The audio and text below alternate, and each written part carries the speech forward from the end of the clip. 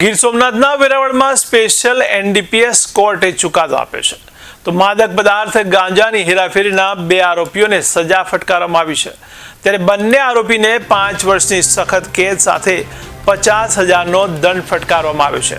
ત્યારે 2023માં તાલાલા નજીક એસઓજીએ ઝડપી પાડ્યા હતા। ત્યારે જૂનાગઢના સલીમ ઉર્ફે મેરુ કસમદલ અને તાલાલાના સત્તાર મોહમ્મદ દોમાનને સજા ફટકારી છે। ત્યારે આરોપીઓ 1800 ગ્રામ ગાંજા સાથે ઝડપાઈ આવેલા હતા।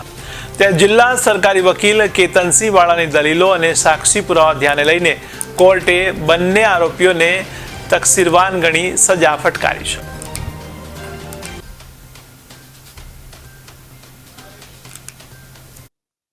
ગઈ તારીખ 7/6/2023ના રોજ તાલાળા સાસણ હાઈવે ઉપર એસઓજીના પીઆઈ અરવિંદસિંહ જાડેજા અને તેની સાથે રેડિંગ ઓફિસર તરીકે એસપી ગોહિલ આ બંને એક પિયાગો રિક્ષા જતી હતી તેમાં શકમંદ 2 ઈસમોને રોકી અને તેમની તપાસ કરતા તેની પાસેથી 1800 ગ્રામ જેટલો માદક પદાર્થ એટલે કે ગાંજો મળી આવેલ।